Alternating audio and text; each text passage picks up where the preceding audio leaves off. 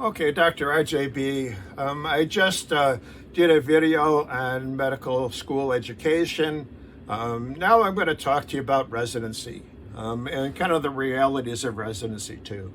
When my son finished his medical school, he went into a system called the match. Now the match is all about you apply to certain residency programs, and then the residency programs will talk to you, and then they will rate you. So you rate the residency programs, the programs rate you, and this computer goes and matches people together. So let's say you have your top 3 residency programs, and they rate the top 3 students, put them all together, and that's the match.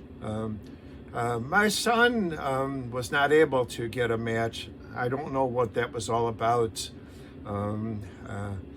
There was suspicion on my part that maybe one of his references that he asked for from somebody, they decided to give him a average type reference. These days, if you don't have like perfect scores on your references, 5 out of 5, you're not going anyplace. If you have 4 out of 5, which is 80%, which is still good, not so good.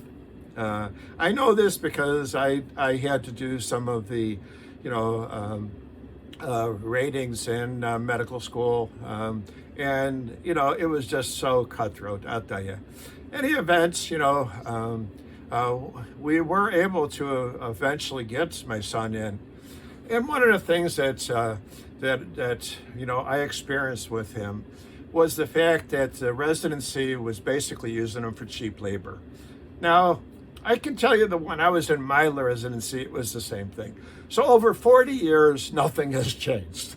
They talk about it's changed, that they're more for education than work, but still there's a lot of cheap labor being done.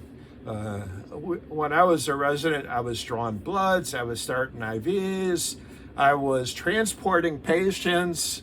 If they needed somebody to wash the windows, I'm sure they would have called me. When my son was in residency program, it was not much different. There was a lot of work, and the education took secondary. There's also supposed to be limits on how many hours you work. When I was going to residency, I was going like 80 to 100 hours a week in my residency. There were times when I was so tired that I'd be talking to a patient and I'd fall asleep while I was talking to him. It's not an easy life. Things have changed somewhat. And part of the reason it changed was because there was a resident who was coming home from his residency program and got into a car accident and got injured. And I think he also injured the person he struck.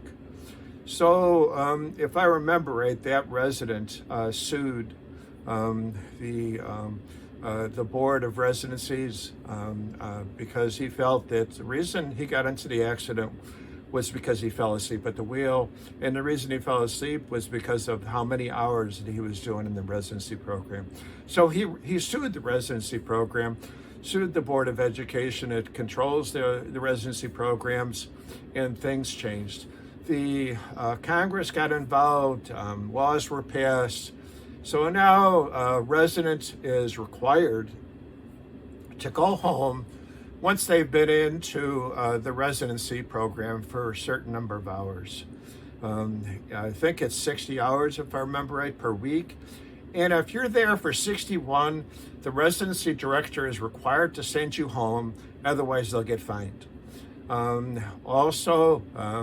Let's say you're up all night long because you're taking care of patients. In the morning, you're required to go home, otherwise the residency gets fined. And also, there's a limit on how many patients you're allowed to see, how many patients you're allowed to admit, etc., so that you're not up all night long. That's the rules. I think sometimes there's some playing around with the rules. I can tell you that the residency program at one of my hospitals got sanctioned because the residency director program felt that they were not taking good care of the educational requirements. The residency director got fired, and a lot of changes were made. So we try to be good to the residents. They have a tough life. They're not really paid very much, and like I said, they're cheap labor. That's kind of life as a resident, and you accept it when you want to go into medicine.